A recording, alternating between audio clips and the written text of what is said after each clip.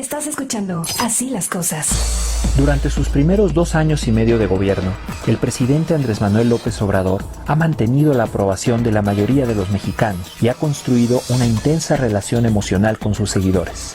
Esto, sin embargo, no corresponde con los resultados de su gestión, que han sido los peores en décadas. En el libro López Obrador, el poder del discurso populista, sostengo que esa diferencia entre aprobación y desempeño se explica por el uso que el presidente hace del lenguaje para crear un discurso poderoso y efectivo que tiene como prioridad la consolidación de su poder personal. Así las cosas.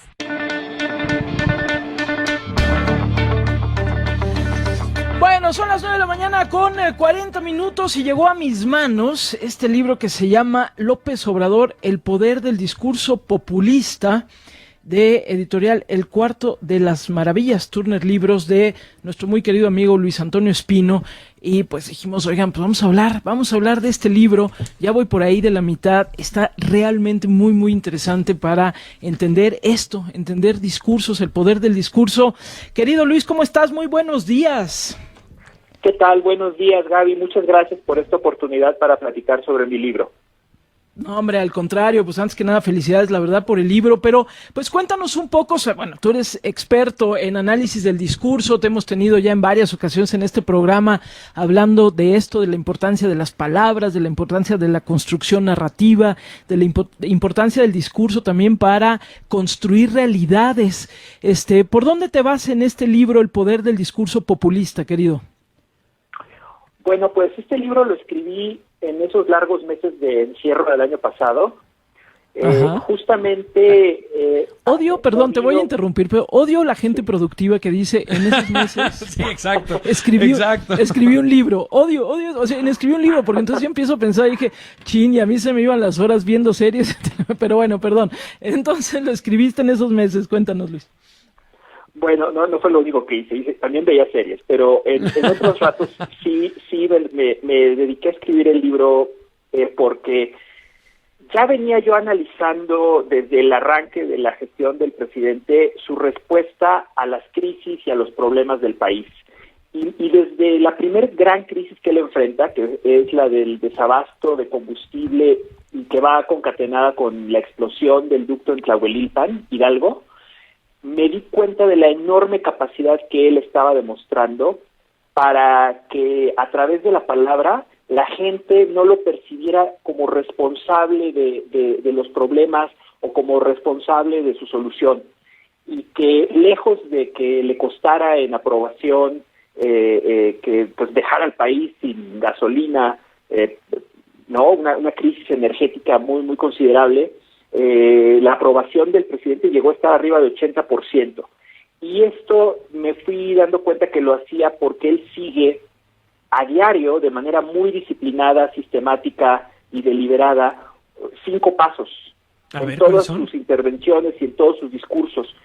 Y luego fui viendo que esos 5 pasos le servían, a pesar de que las crisis eran cada vez más grandes y más profundas, hasta que llegamos a la pandemia. Ahí es cuando dije, esto no le puede funcionar en la pandemia, hasta aquí llegó, aquí yo creo que la estrategia se va a agotar. Lejos de eso, logra él mantener una aprobación muy estable, a pesar de que estamos atravesando esta crisis sanitaria y de que México es uno de los países más castigados. Por eso me parece que es interesante el libro. A ver, pero ¿qué tal, Luis? ¿Cómo estás? Te saluda Javier Risco. Buenos días. ¿Qué tal, querido Javier? A ver, localizas esta manera de comunicar y dices, hay un antes y un después en la pandemia. ¿Por qué? ¿Por qué? ¿Qué es lo que marca esta vuelta de tuerca en el discurso? Hay un antes y un después en lo que yo creí que iba a suceder con la pandemia. Cuando empieza la pandemia y veo cómo se da la comunicación del presidente y la comunicación de su vocero de salud, y lo comparo con los manuales de comunicación de crisis sanitaria de la Organización Mundial de la Salud y de los CDC de Estados Unidos, el Centro de Control de Enfermedades, ahí calculo que la estrategia discursiva del presidente encontró un límite, que ya no hay forma de manipular la realidad a través del lenguaje, por la magnitud de la pandemia. ¿no? Por la magnitud del problema y por lo evidente que era que la respuesta gubernamental se estaba quedando muy por debajo de lo que se necesitaba en esos momentos. Y al ver que no es así, entonces empiezo yo a registrar día con día qué va diciendo, por qué lo va diciendo, y veo que sigue el mismo patrón que en las crisis de Tlahuelilpan, en el Culiacanazo, etcétera. Son ejemplos que yo voy analizando a lo largo del libro. Eso es lo que me permite decir que no importa la crisis, tú lo ves ahora igual en el tema de la línea 12 del metro, no importa la situación, el presidente no adapta su discurso a la situación y a la realidad, sino que lo hace al revés, adapta los hechos a su narrativa, y ese es el primer paso de los 5 que describo en el libro. A ver, y rápidamente esos 5 pasos que me gusta, dices esto, adaptar los hechos a una narrativa, y luego los otros, ¿cuáles serían, Luis? Sustituir comunicación con propaganda para que crear una realidad siempre favorable a su persona. Ante cualquier crisis, negar la realidad, minimizar la situación y eludir su responsabilidad, sobre todo tratando de mandar esa responsabilidad a los que él llama sus adversarios. Deslegitimar a toda fuente de conocimiento, información y crítica, con el fin de él erigirse como la única voz autorizada en el debate público. Y el 5º paso es manipular el lenguaje para convertirse en el único poder legítimo. Él usa la palabra como arma y la usa para debilitar a las instituciones democráticas, a la reputación de los opositores, para debilitar los contrapesos, y de esta manera él lo dice, ser la única persona con lo que él llama autoridad moral, que él afirma es lo único que se necesita para gobernar a México. A ver, y es que lo vemos, la verdad, por ejemplo, hoy, creo que se puede analizar el discurso pues todos los días, Luis. Yo creo que ese es el problema, el hecho de decir, bueno, a ver, ¿cómo van sucediendo las cosas? A bote pronto, Luis, seguramente estuviste pendiente de lo que sucedió el día de hoy. El día de ayer, la Fiscalía General de la República, señala directamente a Samuel García, Adrián de la Garza, y hoy sale a decir el presidente, claro que estoy metiendo las manos en las elecciones, es mi obligación meter la mano en las elecciones. Vaya, ¿cómo calificar si hace unas semanas se había firmado un acuerdo de no intervención, se había dicho no voy a intervenir en ningún sentido, tal, y ahora sale con esto? ¿Entra dentro de este análisis que acabas de decirnos, Luis? Sí, por supuesto, porque independientemente de los hechos que se tendrían que demostrar jurídicamente quién hizo qué y si eso es ilegal o no, independientemente de eso, el presidente sigue fielmente a diario lo que yo llamo una narrativa demagógica. ¿Qué es la demagogia? En el libro lo explico. Es un discurso que reduce todos los problemas y todos los temas a una lucha imaginaria entre dos bandos.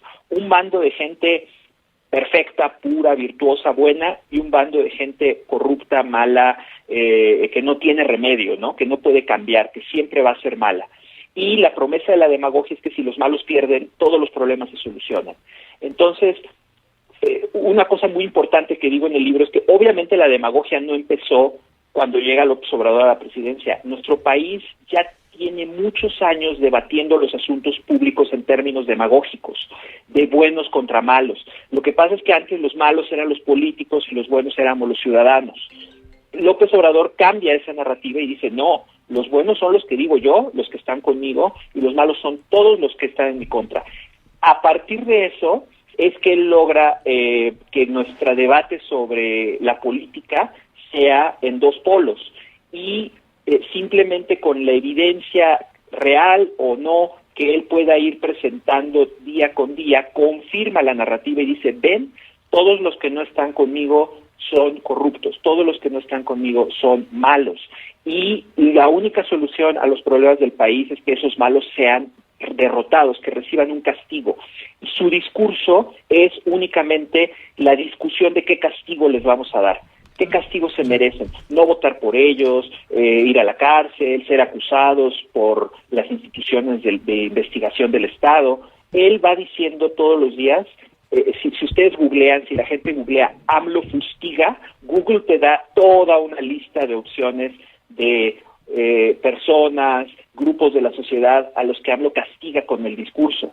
Te sale una lista que puede ser AMLO fustiga opositores, AMLO fustiga gobernadores, AMLO fustiga a los medios, no tiene fin. Él adopta un rol, lo explico en el libro, de un padre severo que reparte premios y castigos, premia a los hijos buenos, castiga a los hijos malos, y de esta manera él logra crear una relación emocional muy fuerte con sus seguidores, que siempre quieren estar del lado del bien, porque todos queremos estar siempre del lado correcto, del lado del bien. Claro.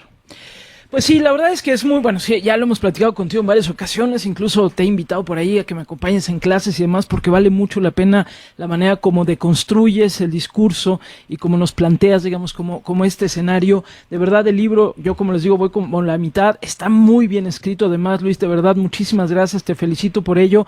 Y bueno, pues recomendarlo, se llama López Obrador, el poder del discurso populista, de Luis Antonio Espino, y pues ya lo pueden conseguir, ¿verdad? ¿Ya está disponible? Así es, ya está en todas las grandes librerías, y también lo pueden comprar en línea, y ya me parece que en próximos días ya va a estar disponible en versión digital para que lo descarguen desde cualquier lugar. Buenísimo, bueno, pues nuevamente muchas gracias, te mandamos un fuerte abrazo y platicamos con más frecuencia. Gracias, Luis Antonio Espino, te mandamos un gran abrazo.